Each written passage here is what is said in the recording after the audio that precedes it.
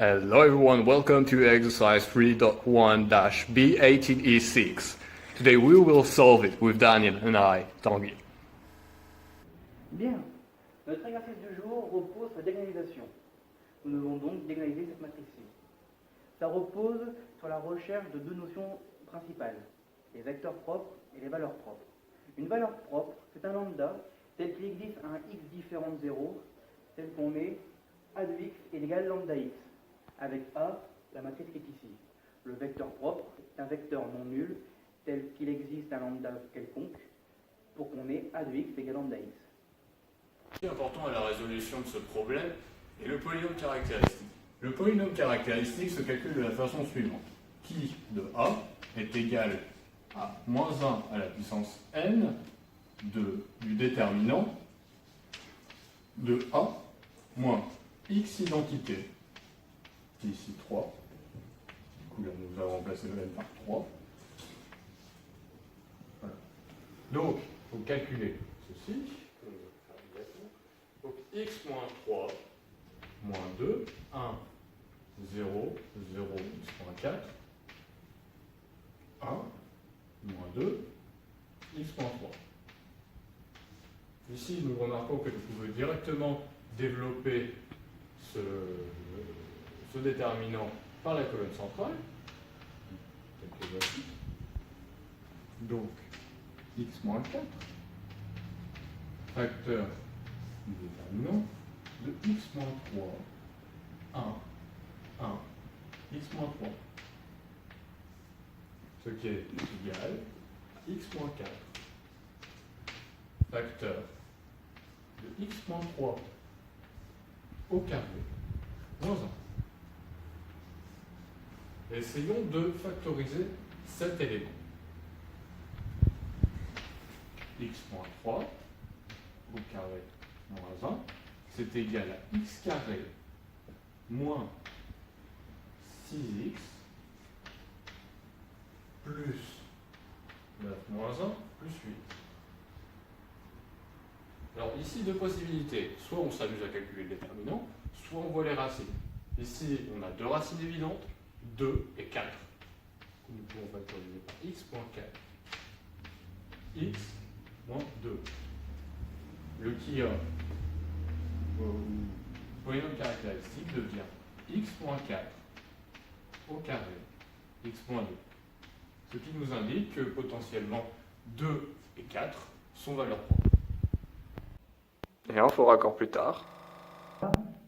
Nous étions arrêtés au fait que 2 et 4 étaient valeurs propres. Nous avons donc 2 valeurs propres simples et 4 valeurs propres doubles.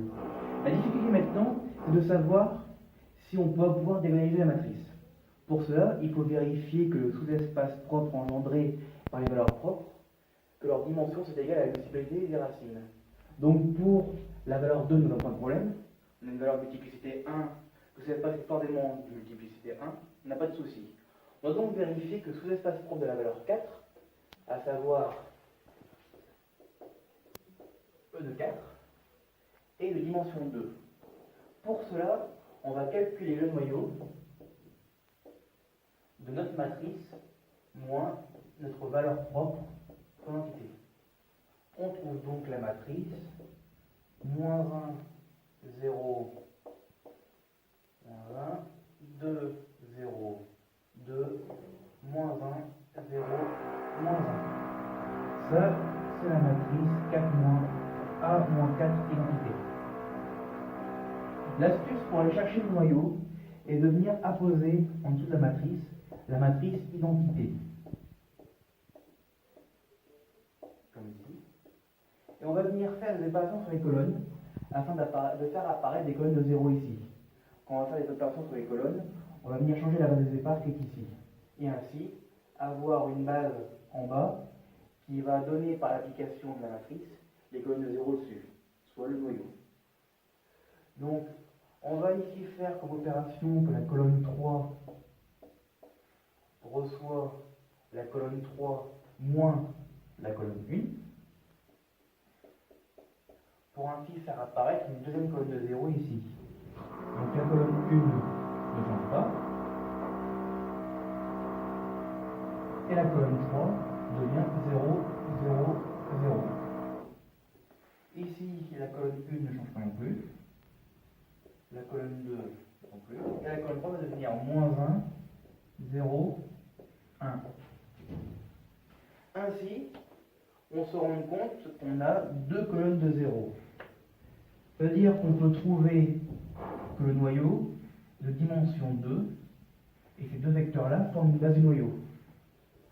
Et on peut dire que ces deux vecteurs-là sont deux vecteurs propres de la valeur 4. Donc on a le vecteur 0, 1, 0 et moins 1, 0, 1. Du coup, pour l'instant, nous avons deux vecteurs propres associés à la valeur 4. La prochaine étape est de faire la même chose avec notre valeur propre 2. C'est-à-dire qu'on va prendre la matrice A-2i avec deux notre valeurs propres. On trouve ainsi la matrice 1, 0, moins 1, 2, 2, 2 et moins 1, 0, 1.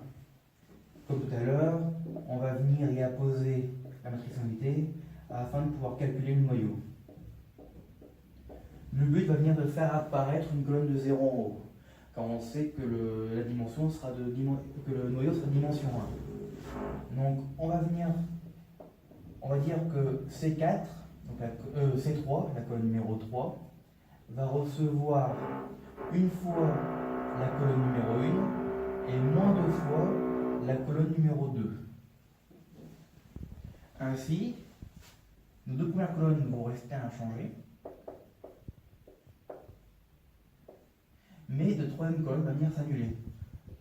C'était l'effet voulu. Et on va pouvoir voir apparaître ici en dessous le vecteur propre.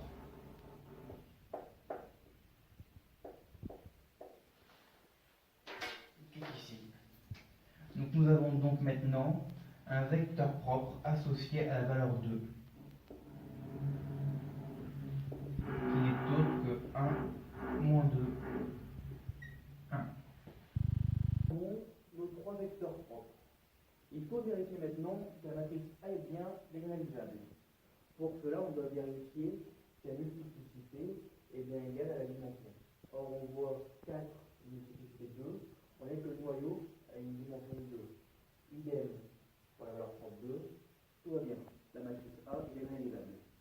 Maintenant, comme on sait qu'elle est généralisable, ça veut dire qu'il existe une matrice D généralisable composée des valeurs propres telles que D est égal à P-1 à P. Avec P, une matrice inversible composée des vecteurs propres.